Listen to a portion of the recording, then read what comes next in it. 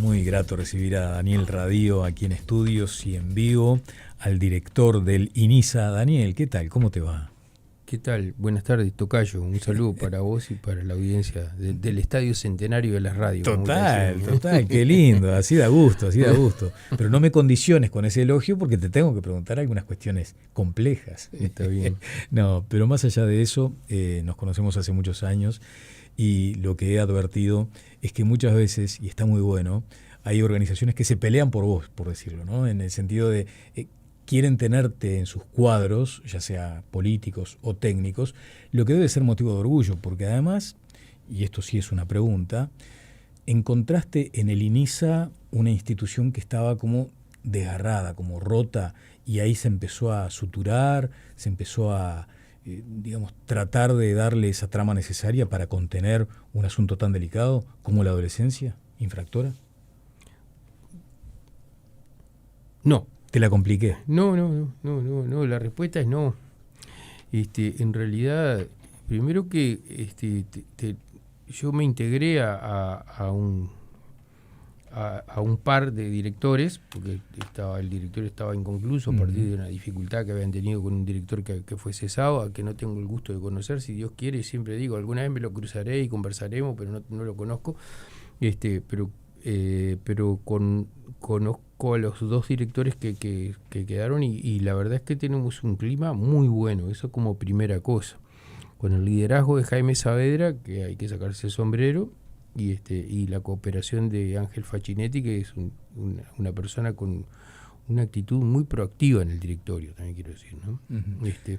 O sea, no hay desgarros ahí, no quedaron esas heridas abiertas. Por lo menos en lo que yo he percibido, no. Y después encontré muchas cosas buenas en la institución. Encontré una institución bastante mejor de la que yo me creía, por decirlo de alguna manera. Describile, ya que te encontraste, probablemente tenías un conocimiento previo natural, pero después estando en la cancha, para apelar a la metáfora de siempre, supiste de otras cosas. Describir a la gente lo que es el INISA hoy. Sí, el INISA tiene muchas cosas buenas. La primera cosa es que yo conocí personalmente a la anterior presidenta, a Rosana de Olivera, que era la directora había estado como presidenta en el gobierno anterior, en el gobierno de la calle Pou, y ya me había reunido con ella en múltiples oportunidades. Ella estaba en representación de Cabildo Abierto en el directorio. Me había reunido con ella en múltiples oportunidades y a mí me había sorprendido muy gratamente ella, la actitud que ella tenía para con la institución y para con el Estado en general. Me parecía que, y lo que yo encontré cuando llegué ahora es que efectivamente esa es la impresión que hay allá también, de que su gestión fue, en términos generales, muy positiva.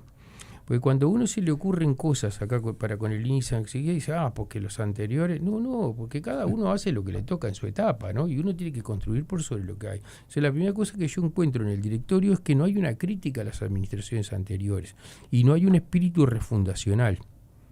Eso no va solo por mí, yo en general no lo tengo en nada. Cuando llegué a la Secretaría de Drogas no traté de refundar nada y cuando llego acá lo mismo, pero esto no va solo por mí, va también por los otros miembros del directorio, que hay un ánimo de construir por sobre lo que hay. Primera cosa que te digo respecto a las cosas positivas es que, vinculado al personal, que ahí hay, como parece en el imaginario colectivo, una idea que capaz que no se superpone con la impresión que yo tengo en estos 3 o 4 meses que llevo director, y es que el personal tiene primero un nivel de identificación con la institución que no te digo que es llamativo, porque en general pasa en la administración pública, que la gente se siente identificada, pero acá además se pone la camiseta, no solo se siente identificada, por lo menos en muchos casos. Y la segunda cosa que encuentro a favor en el personal es que en general hay bastante conocimiento de la tarea que realizan.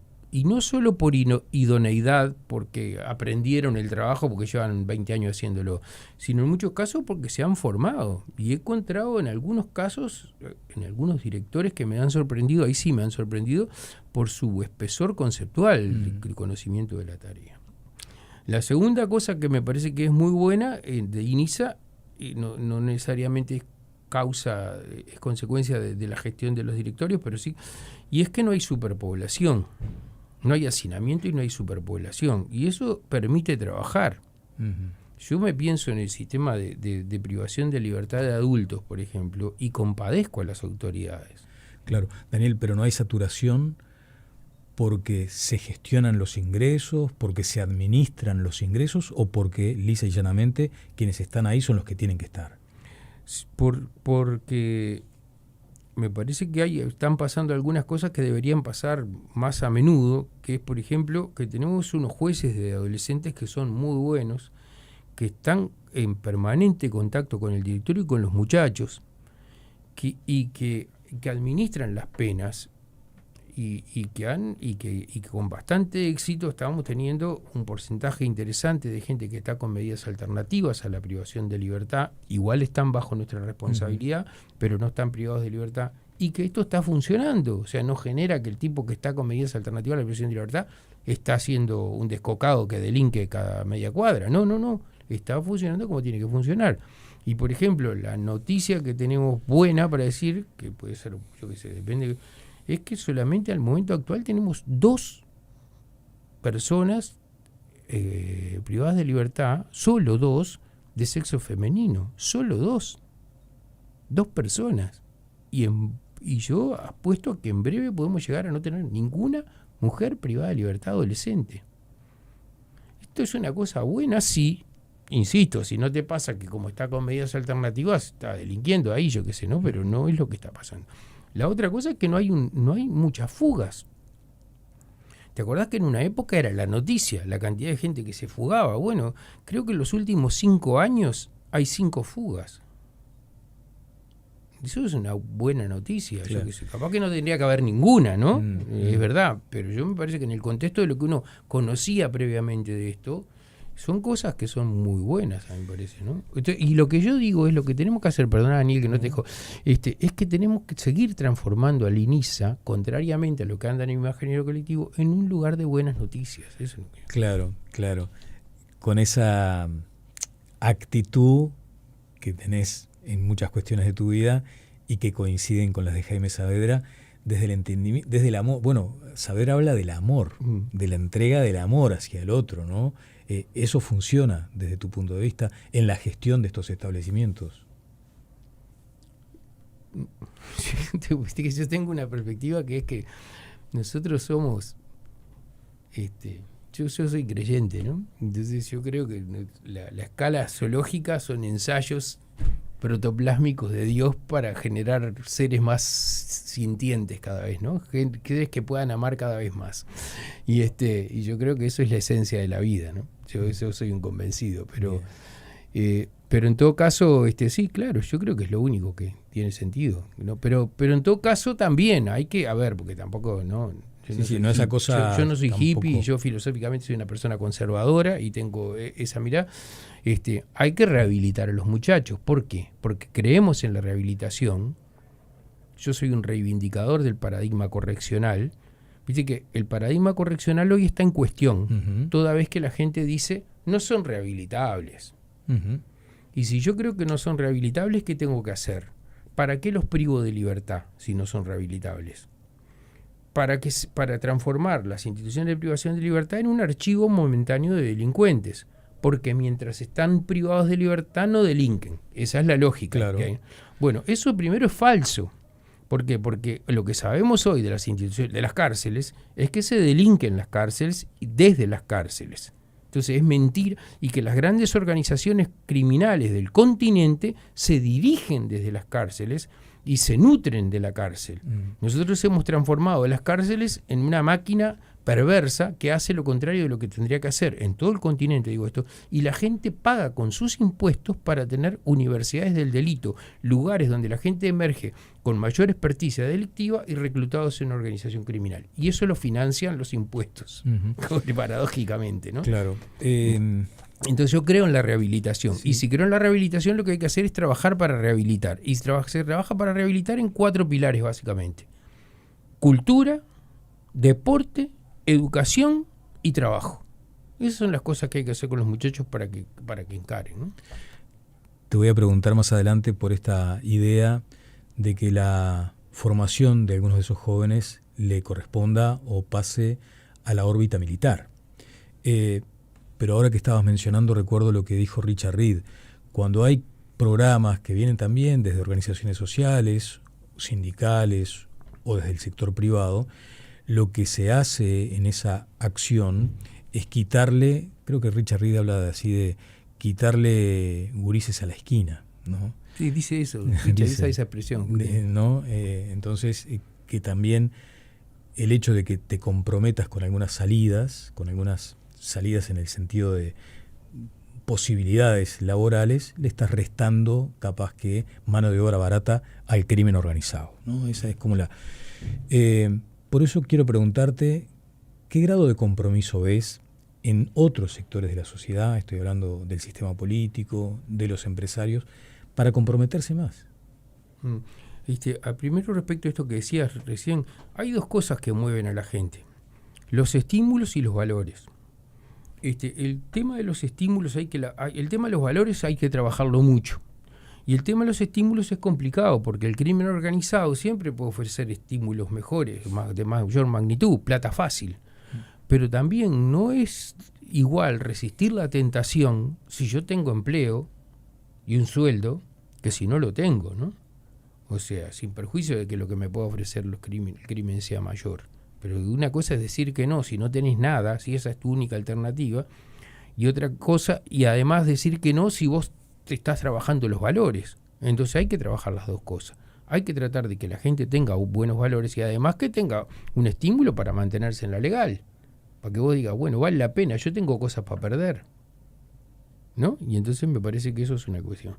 Perdona, me perdí ahora. No, porque también, ahora tomando como referencia lo que acabas de mencionar, lo que se sostiene es plata fácil, digamos, y que a veces triplica, ¿no? Duplica, triplica, multiplica el ingreso que podés tener vos en un empleo más o menos formal. Entonces, y hay que hacerle ver a los gurises también. Yo estuve hablando con unos muchachos que me dijo un día, sí, a mí me agarraron, yo robé y me agarraron, pero me agarraron al mes, dijo contento. Dijo, y yo ya me gasté toda la plata. Y le dije, ¿y cuánta plata te gastaste? Y me dijo, 60. Y le parecía un montón gastarse 60 en un mes.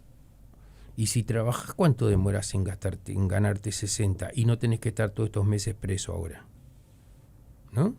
Bueno, también hay que hacerle ver que hay otra posibilidad, ¿no? Y me parece que cuando uno habla de rehabilitar, en muchos casos no es rehabilitar, es habilitar, porque nunca tuvieron el aprendizaje de vivir en comunidad, ¿no? Ahora voy a ese concepto de la responsabilidad o la corresponsabilidad. Y lo del pollo político que tú decías, el sistema político. Nosotros estamos, yo te diría, asombrados, porque nosotros hemos recibido un apoyo de todo el mundo, y estamos recibiendo, y el trabajo que está haciendo Richard, además del sector empresarial, pero el sector político, cuando Richard hizo el lanzamiento de este estaban programa, todos. Estaban la foto todos. De la Olímpica. Estaba la foto de la Olímpica, pero acá estaba la Olímpica, la Colombia y la Amsterdam, estaban todos, ¿no? Estaban todos, daba gusto. Y yo en eso quiero decir que capaz que lo que tenemos que hacer es eso, ¿viste? Porque nosotros en INISA se da una circunstancia particular que siempre le interesa señalarle al presidente, que es que la oposición somos mayoría. Pero eso sí nos ponemos la camiseta del partido, pero no nos la ponemos todos los días. Estamos pensando en los botijas. No estamos pensando en qué partido vota cada uno, ¿viste? Claro. Daniel, todo esto está muy bien, lo simbólico, que tiene un peso enorme en una sociedad como la uruguaya, esa cuestión de la foto a la que alude Reed cuando convoca a todos los principales actores de la política. Pero después te levantás, mirás un portal, escuchás la radio, escuchás Sarandí, y advertís que hay algo como que se está saliendo de control, ¿no? El ministro hace un ratito decía aquí mismo que está muy preocupado por el avance de los homicidios, en muchos de los cuales participan adolescentes, menores, ni que hablar que si bajás un poquito en la edad te encontrás con circunstancias en el Pereira Rosell tremendas porque te entran gurises prácticamente todos los días con heridas de bala. Entonces ahí también hay un compromiso que trasciende al INISA, me imagino. Sí, a mí me gusta decir que el INISA tiene en su nombre una cosa que es para mí el motivo de existencia del aparato del Estado, que es la inclusión social. La inclusión social es para lo que existe el Estado, además de para ser juez y gendarme, dirían los liberales, ¿no? Pero la inclusión social, el Estado, además de sus funciones básicas, para lo que tiene que trabajar es para lograr la inclusión social. Para eso tiene que trabajar el Estado. Y el INISA lo tiene en su nombre. Ahora, al mismo tiempo que lo tenés en tu nombre, tenés que asumir que esta es una función que te trasciende. O sea, lo que vos podés hacer ahí con unos meses de privación de libertad o con unos años y el delito es más grande, no resuelve un tema que claramente te trasciende y que tiene que ver con todo, y además, yo he dicho algunas veces, nosotros tenemos que pensar en el egreso, pero no la semana antes que se van, el día que ingresan, tenemos que pensar en el egreso para ver cómo hacemos ese proceso, pero también sepamos que el egreso no está relacionado con un año de privación de libertad, o con 2, o con 3, o con 5 meses. Está relacionado con las características. Si vos tenés, ¿no?, lo que dice Richard, de volver a la esquina, y si vos tenés un entorno que no es un factor de protección, sino un factor de riesgo, está difícil, ¿no? Y ese es un tema claramente que no tiene que ver con la institución, que uno era la que tendría que hacer. Lo otro tiene que ver con una concepción de cómo... de cómo, si en la sociedad es cada cual sálvese quien pueda, o si efectivamente vamos a ser una comunidad, ¿no? Bueno, vos sos de la época donde decíamos, quítate el cassette para declarar sin preconceptos, sin prejuicios, ¿no? Ahora no sé qué se diría, quítate, no sé, el chip, la memoria, en fin. Pero ¿cuál fue tu primera reacción cuando se mencionó la posibilidad de que el ejército o que el Ministerio de Defensa articule algunas políticas para atender a los adolescentes infractores, ese diseño de planes que además ya se ha anunciado prácticamente con fecha, ¿no? En principio se entiende que en marzo podría comenzar a articularse una política que permita formar a chicos del INISA a nivel de defensa del ejército, y allí ha surgido también la inquietud del propio Instituto Nacional de Derechos Humanos, que quiere revisar esto. ¿Cuál fue tu primera reacción, Daniel? Yo no tengo prejuicio, ¿viste? Yo lo que tengo es una cabeza abierta para... Capaz que estoy equivocado, que en todo caso lo que importa más que la primera reacción es después de un análisis, pero yo en principio, primero, INISA tiene muchos convenios, muchos. Este sería uno más. Tenemos el trabajo con Cosechando Esperanza, con Richard. Recién de mañana estuvimos reunidos con una organización de la sociedad civil que se llama Uruguay Enseña, que trabaja con nosotros y que llega y que hace educación no formal y que llega a 130 muchachos todos los años. ¿Por qué esto generó como más sí, revuelta? ¿por qué? Porque está el ejército y porque entonces parece que genera prensa eso, que la gente... A mí me parece que es uno más de tantos convenios que tenemos, que además en este primer año va a aplicar a 20 muchachos nada más. Ya te digo, esta otra organización está trabajando con 100 y pico. Lo que vamos a hacer con Richard va a ser 5 veces lo que va a hacer esta experiencia. O sea, lo que pasa es que como es el ejército y como hay gente que tiene problema con eso, yo qué sé, o lo llama la atención. He escuchado en las redes, viste que hago mal yo porque leo los comentarios en las redes, desde los que dicen, no, lo que quieren es formar la tupa banda, infiltrar el ejército, 20 muchachos van a ir a infiltrar el ejército. No, es una cosa la gente dice. O los otros que dicen que eso es el fascismo, ¿no? Directamente. Porque van a aprender albañilería, imagínate, o a cocinar el rancho del militar. Entonces eso es una... ¿no? Hay que abrir un poquito la cabeza a veces, ¿no? Hay que abrir un poquito la cabeza y tratar de mirar con un poco más de objetividad lo que estamos pensando, ¿no? Correcto. Esa es la respuesta que le das, por ejemplo, al Instituto de Derechos Humanos. No, al Instituto de Derechos Humanos primero, porque enseguida que hizo unas declaraciones la presidenta del instituto, me llamaron de un medio de prensa para que le contestara, y de ninguna manera, porque yo no, me parece que si eventualmente ellos tienen dudas, nos sentaremos y conversaremos. No voy a comunicar en la prensa una respuesta, porque me parece que si no entra uno en una espiral de respuestas que no tiene sentido, y yo creo que a lo mejor yo estoy equivocado, pero en todo caso no es para discutirlo por la prensa. Nos sentamos y si de verdad queremos hacer esto, lo pensamos. Claro, la calificación de programa piloto hace que de pronto pueda ser revisado al tiempo de haber comenzado. Claro. Esa es la idea. Sí.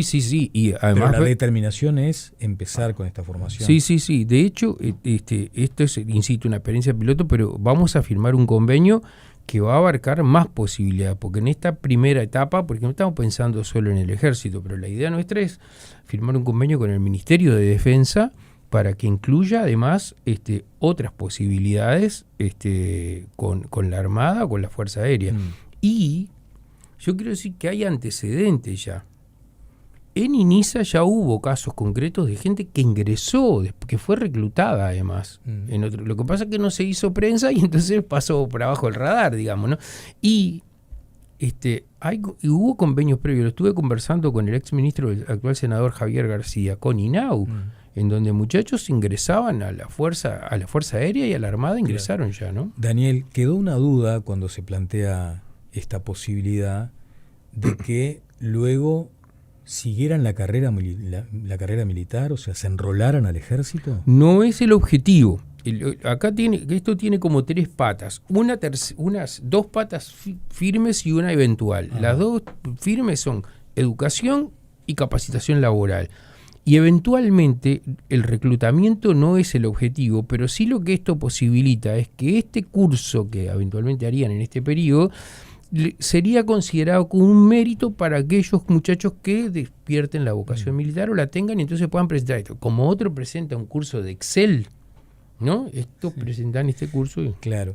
Yo recuerdo haber estado en otro medio y le hice aquella entrevista al general Manini Ríos cuando era comandante en jefe del ejército, y ahí fue que me dijo que había una posibilidad de que minoría infractora participara de algunos cursos del ejército, de adiestramiento, en fin. Pero mencionaba también aquella cuestión de los hábitos. Entonces dice, bueno, que aprendan que hay una hora para comer, una hora para levantarse, una hora para lavarse los dientes. Y yo recuerdo que fue una cuestión de alto impacto. ¿Qué de diferente tiene esto con aquello, por ejemplo? No, yo no me acuerdo bien cuál era el detalle de lo que planteaba Manini Ríos, pero sí quiero decir que hace 2 o 3 días en otro programa de la televisión alguien me dijo, pero esta idea ¿no la manejó originalmente José Mujica? Y yo dije, creo que sí, pero también Manini Ríos, porque yo me acuerdo que Manini Ríos planteó estas cosas. Porque lo que no podemos andar es en esa chiquita, de si la idea es de Mujica o de Manini Ríos, entonces me parece mal, porque la planteó alguien que es de izquierda o alguien que es de derecha, y tenemos que abrir la cabeza, porque tenemos que pensar que él es el protagonista final de esta historia, que no somos los directores de INISA que vamos a pasar, son los muchachos.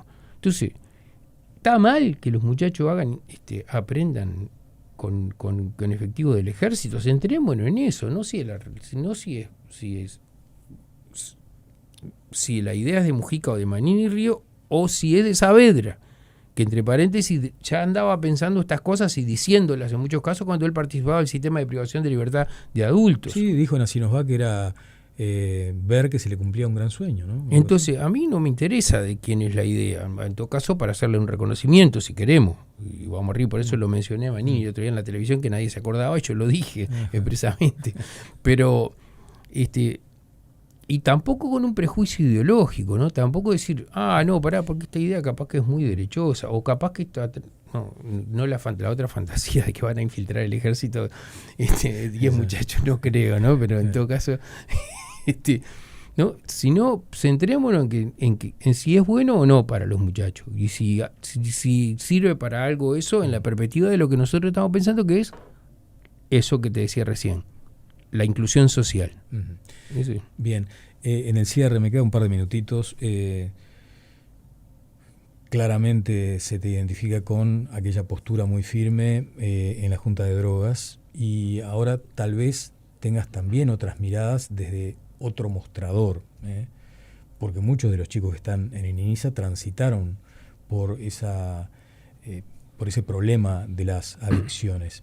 ¿Cómo ves hoy el asunto cuando además fueron muy controversiales los discursos o las opiniones de una lucha que estaba perdida, de una guerra que estaba perdida? Lo dijo aquí mismo en Sarandí el actual ministro del Interior. ¿Qué estás observando? ¿Que hay un punto de no retorno en este asunto, Daniel? ¿En qué sentido de no retorno? En el problema en sí de la droga. No, yo creo que en estas cosas del tema... punto 1. Yo nunca he dicho que la lucha está perdida. Capaz que lo dije alguna vez, pero copié. Pero no pienso que la lucha está perdida. Pienso que es inútil. Sí. Que no tiene fin. Porque o sea, no tiene sentido encararlo como que no se va a terminar nunca, en la misma medida en que persista el proyecto. Yo creo que, lo he dicho más de una oportunidad, no el Uruguay, el mundo está metido en un experimento. El experimento es la prohibición. La prohibición no existió nunca, existe desde hace un siglo nada más. Tenemos bastantes más siglos de no prohibición que de prohibición. El experimento es la prohibición. Cuando dice, Uruguay está experimentando con la... No, el experimento es la prohibición y está experimentando el mundo. La paradoja es que cuando vos querés regular alguna sustancia, te dicen, a ver, vamos a mostrar los resultados. Bueno, pero vamos para atrás. Vamos a pedirle los resultados de la prohibición. ¿Y cómo nos ha ido con la prohibición en todo el mundo? ¿Alguno de los problemas que teníamos con las drogas se resolvió con la prohibición? No, ¿verdad? ¿Agregamos nuevos? Sí, ¿verdad? ¿Y los que teníamos se agudizaron? Sí, ¿verdad? Ergo, la prohibición no funcionó. Entonces, alguna vez, dentro de no tantos años, nos vamos a avergonzar de haber prohibido. Y tenemos que regular. O sea, a ver, esto se acabó, porque además los resultados que tenemos hoy no son por culpa de la regulación del cannabis. En el mundo, los problemas que tiene el mundo con la droga no son por culpa de que Uruguay reguló el cannabis, como quieren hacer ver algunos. O sea, Uruguay tiene la culpa de haber regulado el cannabis porque en Chile, que no reguló el cannabis, tenemos los mismos problemas que tiene Uruguay con la droga. No, los problemas son por la prohibición. Son por la prohibición, que además de que teníamos problemas con la droga, agregó el crimen organizado al cóctel. Y eso, hasta que no salgamos de eso, alguna vez nos vamos a dar cuenta. Como Estados Unidos se dio cuenta el día que prohibió el alcohol, que tenía que dar marcha atrás. Y no legalizó el alcohol. Desprohibió. Y ese es el camino. No es legalizar nada. Pues si uno dice de legalizar, parte de la base de que el estado natural de las cosas es lo prohibido. Sería como legalizar el fútbol, ¿no? Yo qué sé, no se legalizan, las cosas se hacen. Y después a alguien se le ocurre un gesto artificial que es prohibir. Y hay que testear. ¿Cómo nos fue con prohibir? Mal, por favor, saquen eso. Eso se acabó. Eso quiere decir que no hay que luchar contra los usos problemáticos, por supuesto. Pero saquen esto que agrava. Y después trabajamos sobre eso. ¿El concepto es liberalizar o lo que acabas de mencionar? Ahí está, tampoco es liberalizar. Porque la noticia, el dato, es que las drogas están liberalizadas. Están prohibidas y liberalizadas. ¿Por qué? Porque cualquier persona en el mundo que quiere consumir, consume.